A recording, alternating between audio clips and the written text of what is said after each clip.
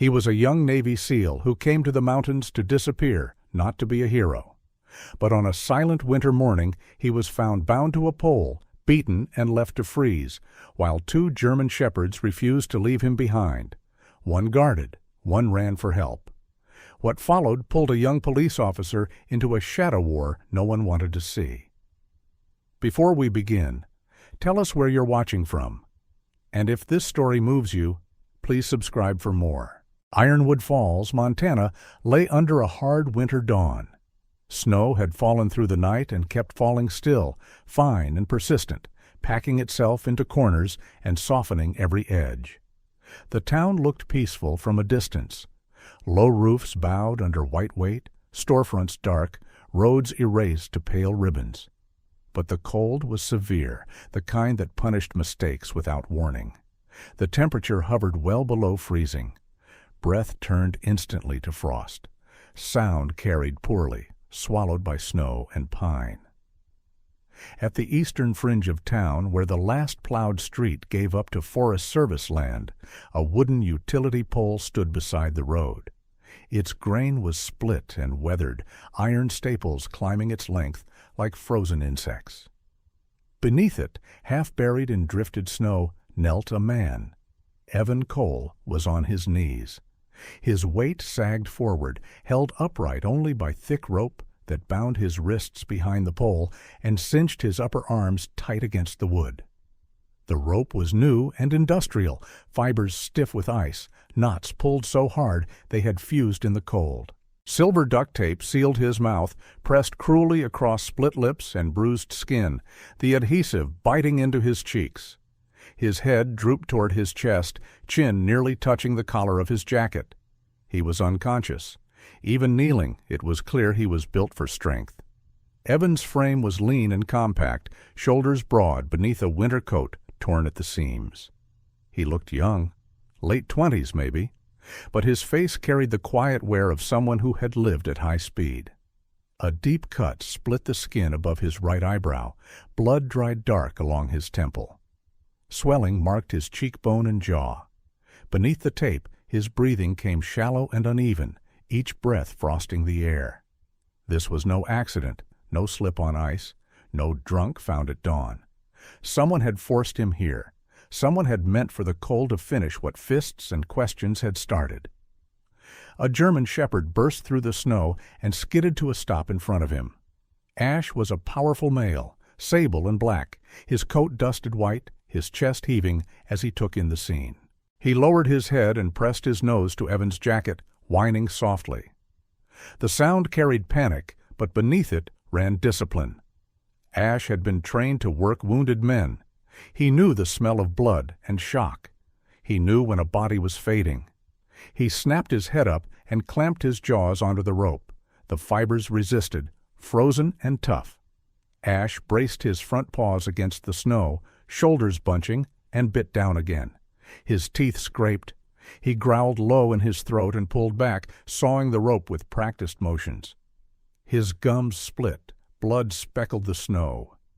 He did not stop. Several paces behind him stood another German shepherd. Rook did not move. He was larger than Ash, heavier through the shoulders, his coat darker, near black along the spine, with a thick ruff framing his neck. Snow clung to his whiskers. His ears were pricked forward, body squared and balanced, weight evenly distributed as if he were standing watch rather than frozen in place. Rook's amber eyes were fixed on the forest. The pines there were dense, their lower branches heavy with snow. Wind threaded through them in long, hollow breaths. To the untrained eye, it was empty. To Rook, it was not.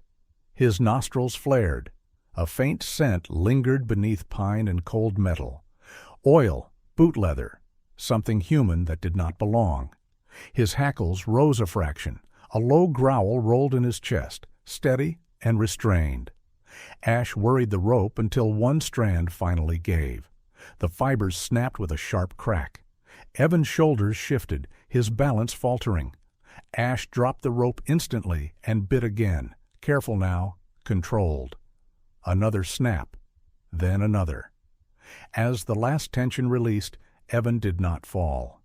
He slid forward, knees still in the snow, his upper body slumping against the pole. Ash stepped in close, pressing his shoulder to Evan's chest, taking some of the weight, preventing him from pitching face first into the drift. He licked at the frozen blood on Evan's face, tail whipping tight arcs through the snow. Rook barked once, short, commanding. Ash froze, ears flicking back. He lifted his head and looked to Rook. The growl from the tree line had deepened, not louder, but more certain. Rook turned his head toward Ash and held his gaze. Then he turned away. Without hesitation, Rook broke into a run toward Ironwood Falls. His stride was long and efficient, paws cutting through the snow with purpose. He did not look back. This was not fear. It was decision. Ash remained with Evan. He shifted closer, curling his body around Evan's legs and torso, sharing what warmth he could. He pressed his chest against Evan's back and leaned in, steadying him against the pole. His breathing slowed deliberately, the frantic edge giving way to focus. Training overrode panic. Evan needed heat. Evan needed time. The wind strengthened, dragging thin sheets of snow across the road. Ash growled softly. Not at the forest now, but at the cold itself. Evan Cole hadn't come to Ironwood Falls seeking attention. Only weeks earlier, he had worn a uniform that did not allow for quiet. Navy SEAL training had carved economy into his movements, discipline into muscle memory. He had left the teams without ceremony, his separation clean on paper and heavy everywhere else. Montana had offered distance, snow that erased tracks, silence that did not ask questions. He had kept his head down, paid cash, spoke little. It had not been enough. Ash lifted his head suddenly, ears twitching. Somewhere far down the road, metal chimed faintly. A loose sign shifting in the wind. No voices, no engines, just the sound of the town breathing in its sleep. Rook ran on. Back at the pole, Ash adjusted his position again, angling his body to block the wind. He nudged Evan's shoulder, urging him to stay upright, to keep his airway clear. Evan did not respond. His skin was cold beneath the torn fabric. Too cold. Ash pressed closer. The snow continued to fall, quiet and relentless, as the morning deepened. No cries broke the stillness. No footsteps approached. Just a man on his knees, a dog holding the line, and another racing toward help through a town that had not yet woken. The questions lingered in the frozen air. Why bring him here? Why leave him kneeling at dawn when the cold was at its worst? And why had someone believed the snow would be enough to silence him? The Ironwood Falls police station was barely awake. A single fluorescent light hummed above the front desk, casting a pale glow over scuffed linoleum and a bulletin board crowded with outdated flyers. Outside, the town remained hushed beneath fresh snow, the kind of morning when even trouble seemed reluctant to stir. Deputy Mara Whitlock sat behind the counter, a paper cup of coffee cooling between her hands. She was 26, newly transferred from a larger county farther south, and still carried the look of someone not yet worn down by routine. Her dark brown hair was pulled back into a practical low ponytail, wisps escaping around her temples. She had an athletic build, not bulky, but solid. Someone who ran more than she lifted. Her uniform fit cleanly, untouched by the slouch that came with complacency. Her eyes, a clear gray blue, were alert despite the early hour. Mara was midway through the quietest part of a graveyard shift when the front door rattled violently. She looked up just as it burst open. A German shepherd lunged inside, skidding on the tile before catching his footing. Snow clung thickly to his coat, melting into dark patches along his legs and chest. His sides heaved as he barked. Sharp, urgent, nothing like the confused yelping of a lost animal. Mara stood instantly. "Hey, easy," she said, palms open, voice steady. The dog ignored her. He paced in tight circles, then rushed her, stopping short to grab the hem of her pant leg gently but insistently. His amber eyes locked onto hers. Then he turned and sprinted back toward the door, stopping only to look over his shoulder. Waiting. Mara's pulse kicked up. This wasn't fear. This wasn't aggression. This was direction. She grabbed her winter coat from the hook, clipped her radio onto her shoulder, and followed. The dog, Rook, though she did not yet know his name, led her down the road with unwavering certainty. He kept a careful distance ahead, close enough to be seen, far enough to pull her forward. When her boots slipped on ice, he slowed. When she caught up, he surged ahead again. They passed the last street lamp and entered the quiet stretch where town gave way to forest. Snow swallowed sound. Mara's breath came out in white clouds, her hand resting near her holster, instincts sharpening. She saw the utility pole before she saw the man. A shape knelt at its base, hunched, unnatural against the straight line of wood. As she drew closer, her training snapped into focus. Male, young, on his knees, bound. Jesus, she breathed. Another German shepherd burst into motion at her approach, positioning himself between her and the man. His coat was lighter, his body tense, teeth bared in a warning that vibrated through the air. Blood stained his muzzle and speckled the snow near his paws. Mara stopped immediately. "Okay," she said softly. "Okay, I'm not here to hurt him." The dog, Ash, did not relax, but he did not advance. His eyes flicked from her to the man and back again, calculating. Mara took in the scene with the ruthless efficiency drilled into her at the academy. The man's wrists were red and torn where rope had bitten into skin. Fragments of thick cord lay severed in the snow. Silver duct tape sealed his mouth. Bruising marred his face in patterns too specific to be accidental. Knuckles, not ice. His jacket was ripped, blood frozen into the fabric. This was not exposure. This was assault. Mara keyed her radio, then paused. Protocol said she should call it in immediately. Full report. Request backup. Secure the scene. Her gut told her something else. She lifted the radio anyway, but chose her words carefully. "Dispatch," she said, keeping her tone level. "I need an ambulance to my location, possible hypothermia and trauma. East Service Road, near the utility pole at mile marker 12. There was a brief pause. "Copy that. Do you require additional units?" Mara looked at the forest, at the dog guarding the man, at the other dog watching the tree line with quiet intensity. "Negative," she said. "Medical priority." She released the button. Ash growled softly as she stepped closer, but did not block her. Mara crouched a few feet from the man, careful not to startle him or the dog. She checked his breathing, shallow but present.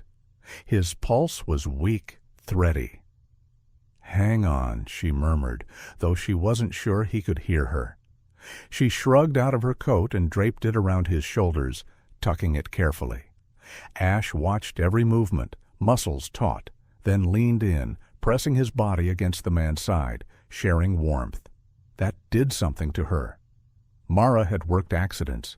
She had worked domestic calls. She had seen fear, anger, panic. She had never seen loyalty like this. The other dog, Rook, stood a short distance away, his body angled toward the trees. He did not approach her. He did not need to. His presence alone felt like a warning. Footsteps crunched faintly in the distance as the ambulance approached, lights muted by snowfall. Ash's posture stiffened again, but he did not attack. He simply placed himself closer to the man, head low, eyes sharp. "Easy," Mara said again. "They're here to help."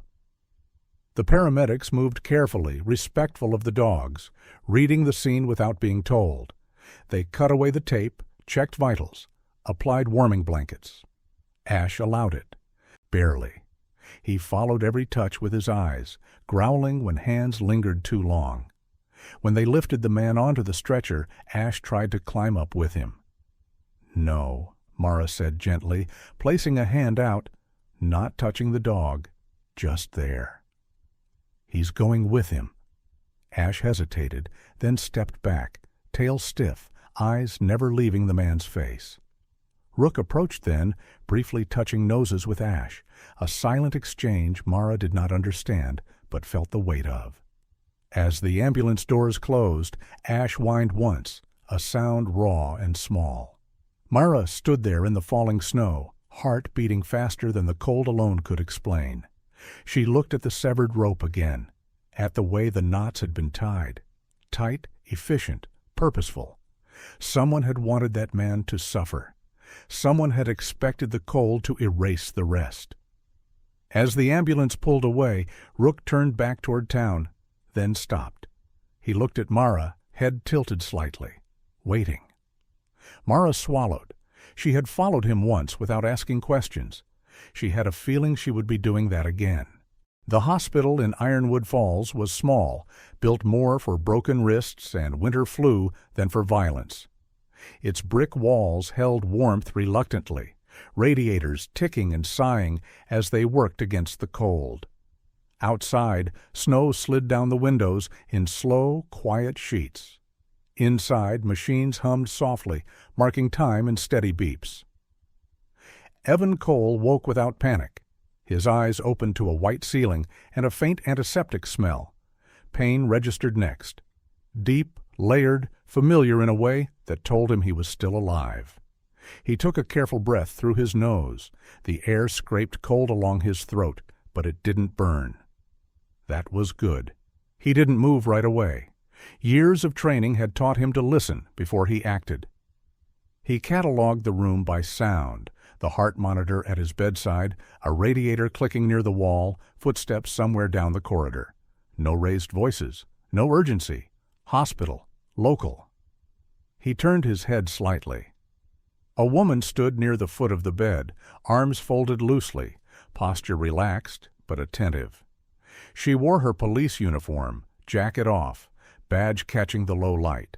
Her dark hair was tied back, practical and unadorned. Her face showed fatigue, but her eyes were sharp, assessing without pressing. Deputy Mara Whitlock. "You're awake," she said quietly, as if raising her voice might send him back under. Evan nodded once. The movement pulled at bruised muscles in his neck. He winced, but didn't let it show. "Dogs?" His voice was rough, barely more than a whisper. Mara's expression shifted. Not surprise, but understanding. "They're fine. Both of them. They wouldn't leave." Evan closed his eyes for half a second. When he opened them again, the tension in his jaw had eased. "Good." A nurse stepped in then, a middle-aged woman with silver-streaked hair tucked beneath a cap. Her name badge read, Lynn Carter. She moved with calm efficiency, checking Evan's IV and glancing at the monitor. She gave Mara a brief nod. Professional, neutral, then addressed Evan. "You gave us a scare," she said gently. "Hypothermia, dehydration, blunt force trauma. You're lucky." Evan met her gaze. "I know."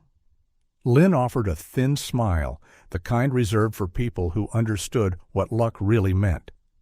"Try not to move too much. I'll be back in a bit."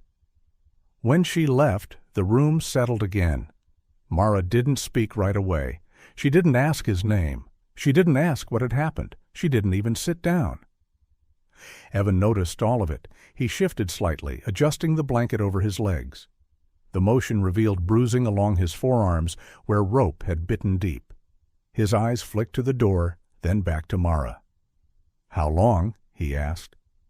"Few hours," she replied. "Storm slowed transport." He nodded. "Figures?" Silence stretched, not uncomfortable, but deliberate. Evan used it to study her. She stood like someone used to waiting, weight balanced, hands relaxed, no nervous tapping, no restless glances.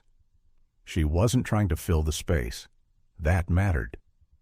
"Someone tied me up," Evan said at last. "Left me out there to freeze." Mara inclined her head slightly.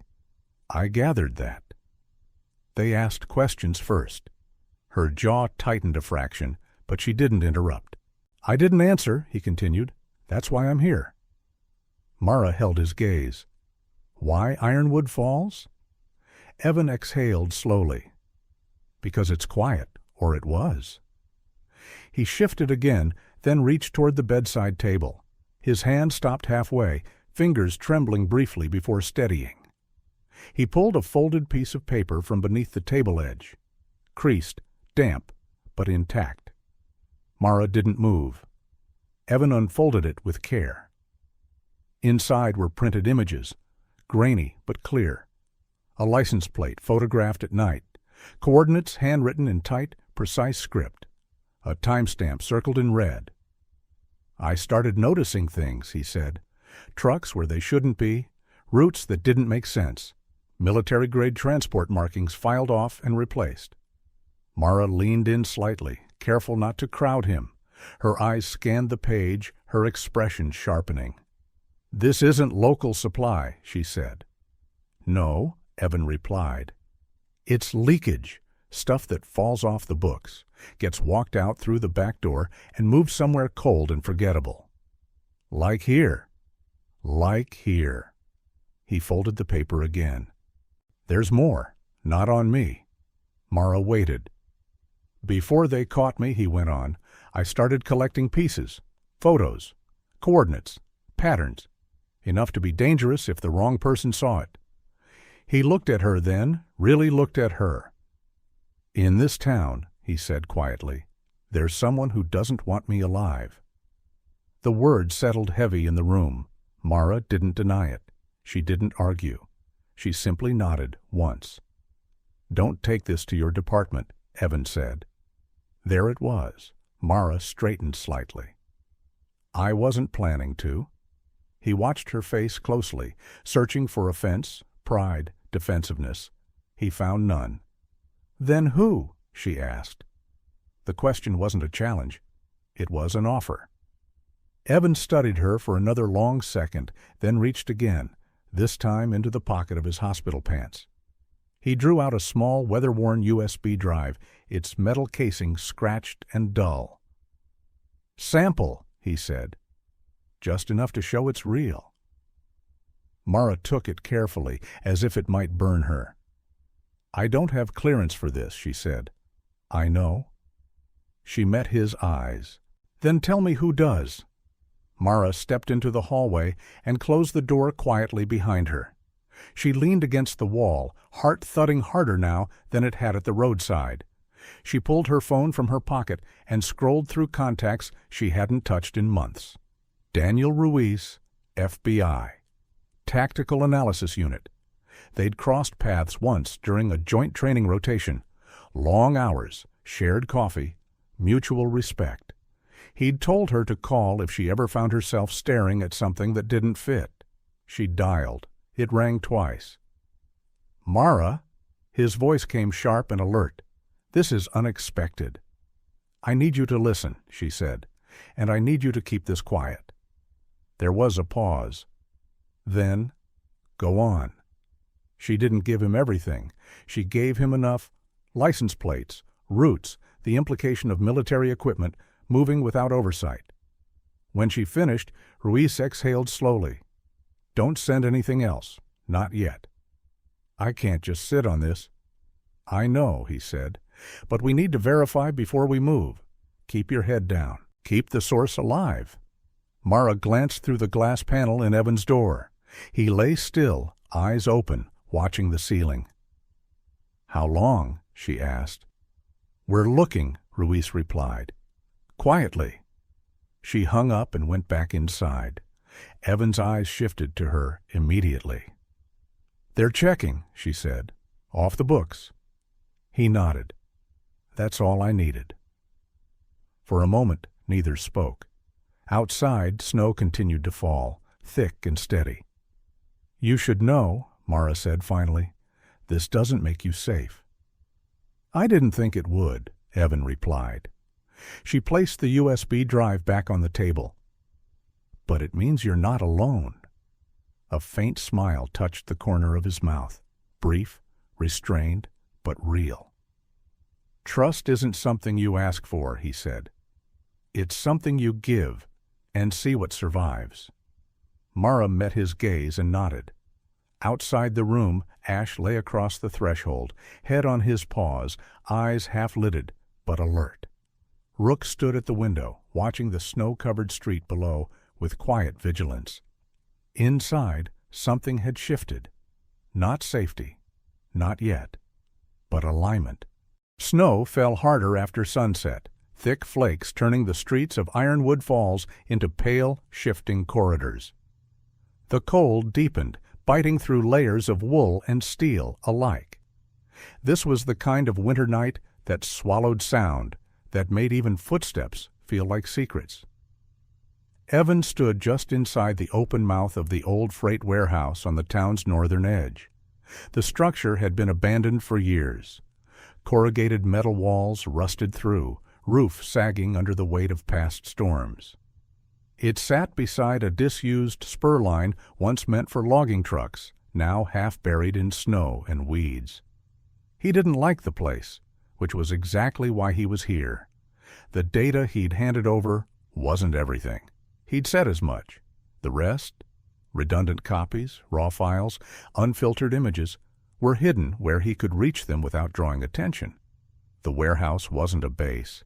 It was a waypoint, a place where patterns converged long enough to be noticed. Mara Whitlock moved quietly beside him, breath fogging in short, controlled bursts. She wore a dark parka over plain clothes, her badge locked in the glove compartment of her cruiser miles away.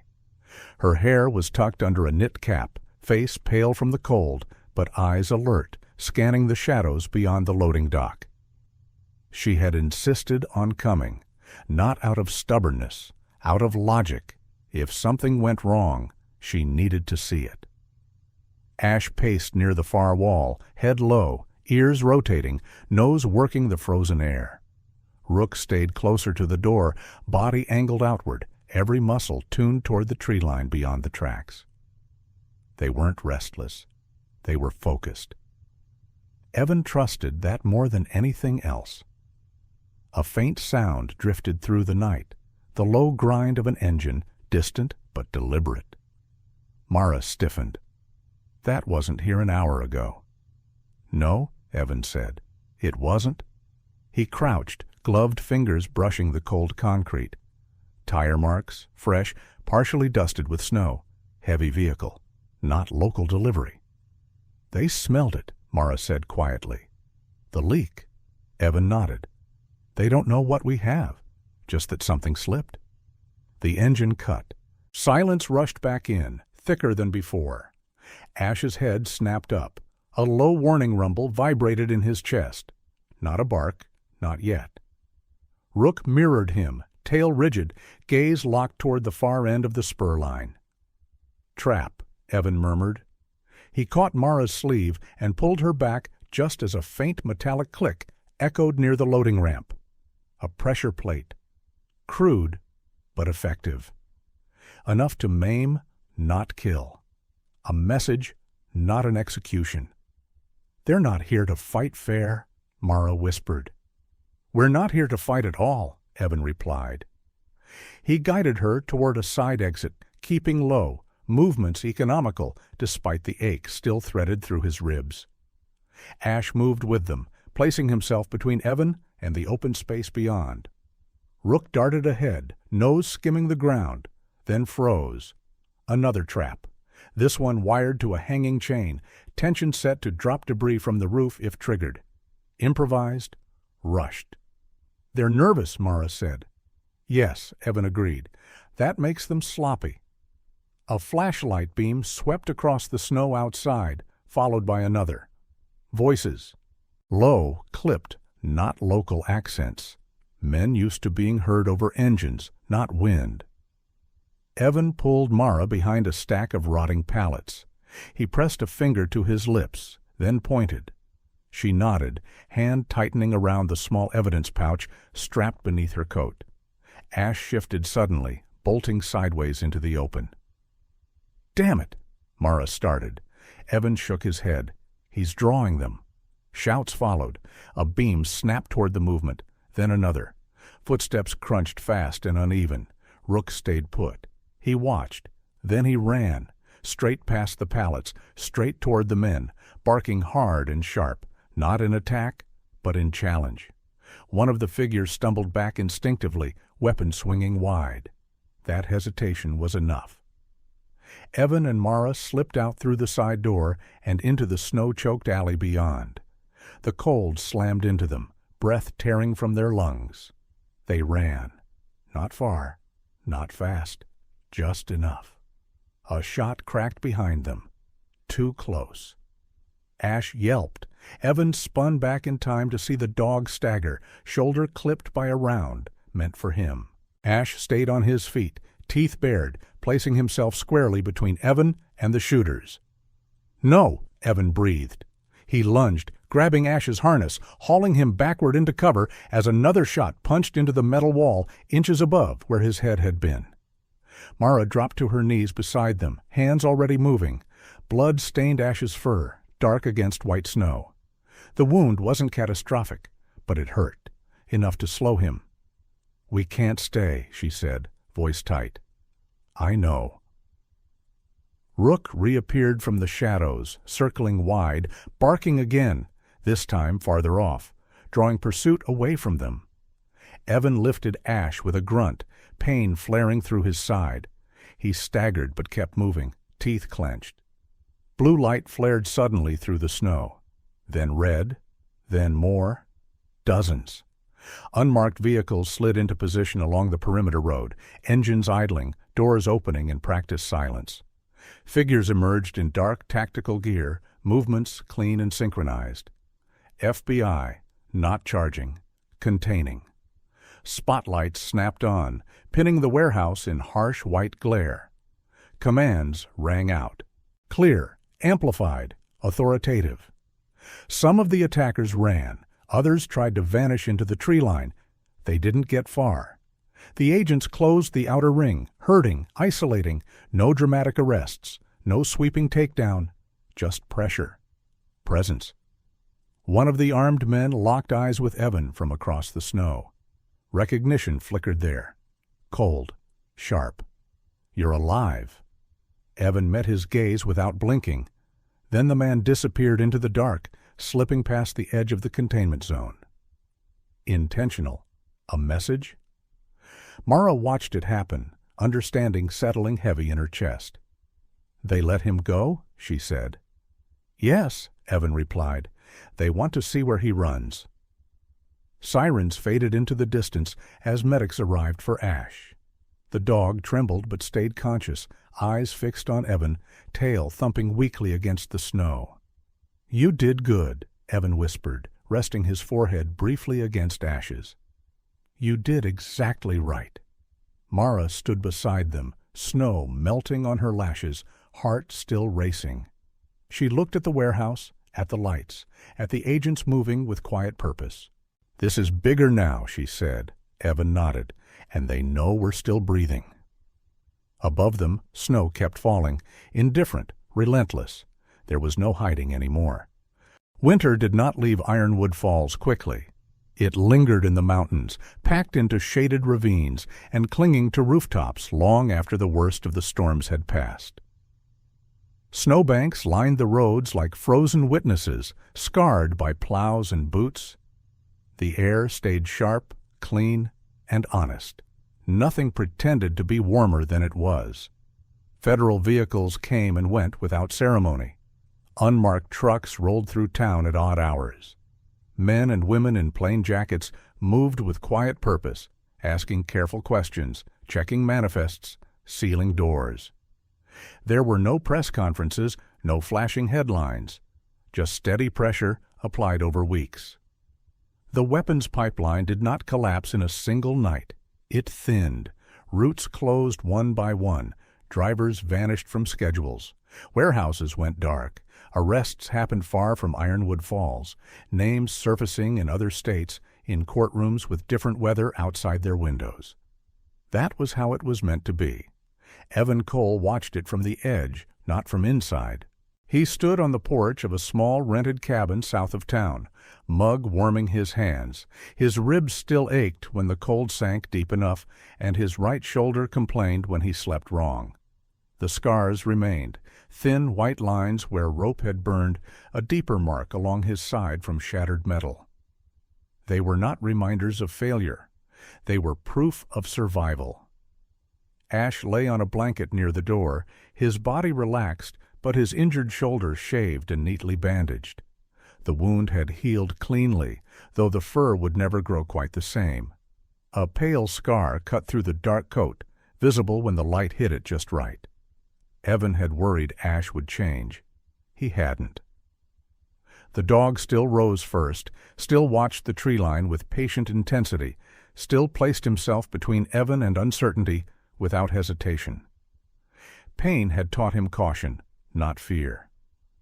Rook sat upright beside the porch steps, posture formal in a way that bordered on solemn. He wore a new collar, dark leather, well-fitted, with a small metal plate stamped with a simple emblem, not flashy. Earned.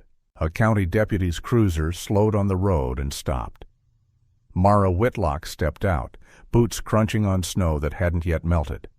She wore her uniform now, jacket crisp, shoulders squared. The badge on her chest caught the pale winter sun. She looked different, not hardened, clarified.